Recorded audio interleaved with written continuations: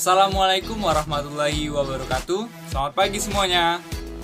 Ayo, siapa yang belum mandi?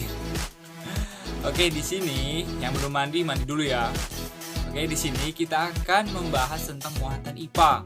Tapi sebelum kita masuk ke pelajarannya, ada baiknya kita berdoa dulu menurut kepercayaan kita masing-masing. Oke, berdoa dimulai.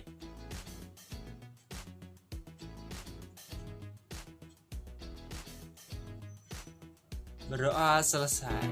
Nah, di sini dalam video kali ini kita akan membahas tentang faktor yang mempengaruhi kualitas air.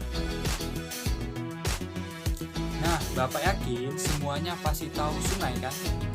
Atau danau? Atau bahkan laut?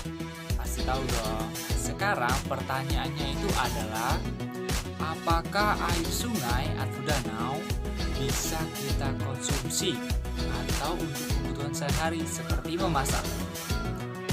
Penasaran nggak? Penasaran dong. Nah, sekarang duduk yang rapi, simak videonya baik-baik. Oke? Air sungai berasal dari mata air dan air hujan yang mengalir pada permukaan tanah. Secara fisik, air terlihat berwarna coklat dengan tingkat kekeruhan yang tinggi karena bercampur dengan pasir, lumpur, kayu, dan kotoran lainnya.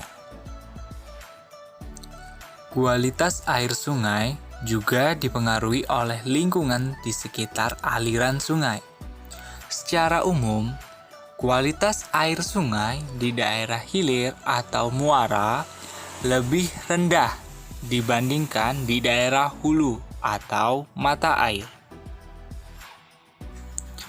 Berikut syarat-syarat kualitas air yang baik. Syarat fisika. Yang pertama, air tidak berasa. Air yang berasa dapat disebabkan oleh zat organik atau bakteri, cairan kimia, atau logam yang masuk ke dalam air. Yang kedua, air tidak berbau. Air yang berbau biasanya disebabkan oleh pembusukan zat organik atau bakteri dan pencemaran lingkungan. Yang ketiga, air tidak keruh dan tidak berwarna. Yang keruh dan berwarna dapat disebabkan oleh zat organik atau zat lain yang tercampur ke dalam air.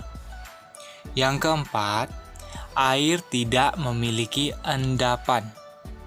Endapan air dapat berupa kotoran atau bahan kimia yang tidak larut. Syarat kimia. Yang pertama, memiliki tingkat keasaman yang normal. Yang kedua, air tidak mengandung bahan kimia beracun. Syarat biologi, yaitu air tidak mengandung bakteri patogen. Bakteri patogen adalah bakteri yang berbahaya jika dikonsumsi oleh makhluk hidup tertentu. Dampak pencemaran air dan upaya mengurangi krisis air bersih. Air merupakan sumber kehidupan, baik manusia, hewan, maupun tumbuhan, selalu membutuhkan air. Sebagai makhluk hidup, kita juga selalu membutuhkan air. Saat ini, air bersih semakin sulit didapatkan, sehingga orang seringkali perlu membelinya. Hal ini karena sumur ataupun sungainya telah tercemar.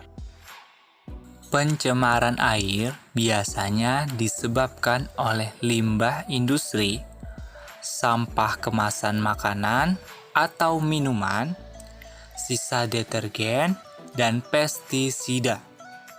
Masuknya bahan atau zat pencemar ke dalam air akan menurunkan kualitas air tersebut. Selanjutnya, dampak pencemaran air antara lain adalah sebagai berikut. Yang pertama, sampah membuat aliran sungai tidak lancar dan berbau tidak sedap. Yang kedua, tanah yang tercemar limbah mengganggu kesuburan tanah. Dan yang ketiga, air yang tercemar dapat membunuh ikan dan tumbuhan. Kemudian, kita dapat mengurangi krisis air bersih dengan melakukan tindakan-tindakan berikut. Yang pertama, melakukan penghematan. Yang kedua, melakukan penanaman pohon. Yang ketiga, membuat lubang resapan air atau biopori. Yang keempat, membangun tempat penampungan air. Nah, yang terakhir, menanggulangi pencemaran sumber air seperti limbah pabrik. Selanjutnya, pengaruh kualitas air bagi keluarga dan cara memelihara ketersediaan air bersih. Air merupakan unsur yang vital dalam kehidupan manusia. Seseorang tidak dapat bertahan hidup tanpa air. Karena itulah air merupakan salah satu penopang hidup bagi manusia. Jadi, air yang kita gunakan harus berkualitas baik. Jika kualitas air tidak baik, maka akan terjadi hal-hal berikut. Yang pertama, kesehatan keluarga dan hewan peliharaan akan terganggu. Yang kedua, pakaian dan peralatan makanan akan kotor. Yang ketiga, tanaman akan layu bahkan mati. Air yang bersih memiliki ciri-ciri, yaitu tidak berasa, tidak berbau, dan tidak berwarna. Penggunaan air yang tercemar dapat menimbulkan penyakit. Ketersediaan air bersih yang ada di permukaan bumi sangat terbatas. Oleh karena itu, kita harus memperhatikan hal-hal yang harus dilakukan dalam menjaga kualitas air dan cara memeliharanya. Berikut adalah cara-cara memelihara ketersediaan air bersih. Yang pertama, mencuci pakaian dengan air secukupnya. Yang kedua, jangan biarkan air keran mengalir percuma. Nah, yang ketiga, menggunakan air bekas mencuci beras atau sayuran untuk menyiram tanaman. Nah, yang terakhir, menghemat air ketika mencuci kendaraan. Nah, itu tadi penjelasan tentang faktor yang mempengaruhi kualitas air. Sekarang pastinya sudah tahu dong jawaban dari pertanyaan di awal tadi. Jadi, jawabannya adalah sesuai dengan syarat fisika, kimia, dan biologi, seperti air tidak berasa, air tidak berbau, air tidak keruh, dan tidak berwarna. Dan air tidak memiliki endapan dan tidak mengandung bahan kimia yang beracun. Nah, jadi dengan tidak ada itu semua, insya Allah air itu aman untuk dikonsumsi. Oke, baiklah, jika ada yang masih belum paham, video bisa disimak kembali. Nah, pesan saya untuk jaga terus protokol kesehatannya seperti memakai masker, mencuci tangan, dan menjaga jarak. Oke, baiklah, itu saja. Akhir kata, wabillahi taufiq wal hidayah. Wassalamualaikum warahmatullahi wabarakatuh. Dadah semuanya.